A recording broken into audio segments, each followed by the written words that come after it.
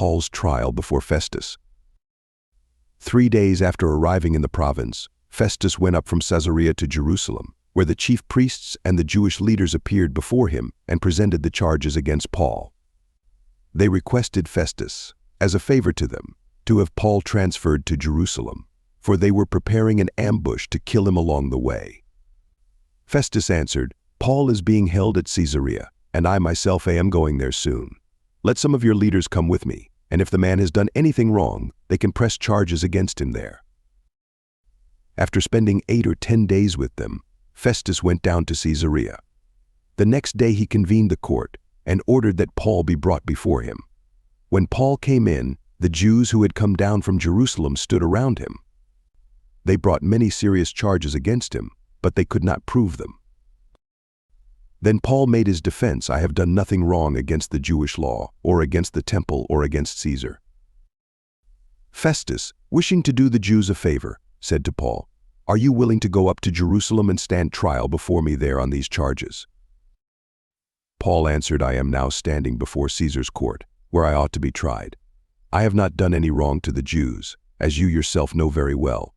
If, however, I am guilty of doing anything deserving death, I do not refuse to die. But if the charges brought against me by these Jews are not true, no one has the right to hand me over to them. I appeal to Caesar." After Festus had conferred with his council, he declared, "You have appealed to Caesar. To Caesar you will go." Festus consults King Agrippa. A few days later, King Agrippa and Bernice arrived at Caesarea to pay their respects to Festus. Since they were spending many days there, Festus discussed Paul's case with the king.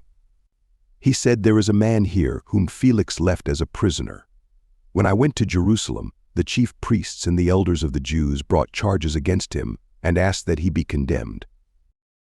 I told them that it is not the Roman custom to hand over anyone before they have faced their accusers and have had an opportunity to defend themselves against the charges. When they came here with me, I did not delay the case, but convened the court the next day and ordered the man to be brought in. When his accusers got up to speak, they did not charge him with any of the crimes I had expected.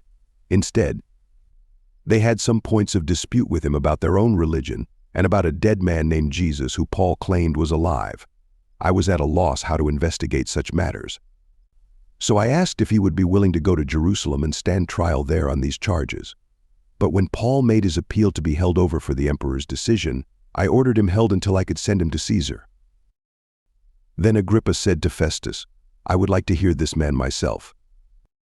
He replied, "Tomorrow you will hear him." Paul before Agrippa. The next day Agrippa and Bernice came with great pomp and entered the audience room with the high-ranking military officers and the prominent men of the city. At the command of Festus, Paul was brought in. Festus said, "King Agrippa, and all who are present with us, you see this man. The whole Jewish community has petitioned me about him in Jerusalem and here in Caesarea, shouting that he ought not to live any longer.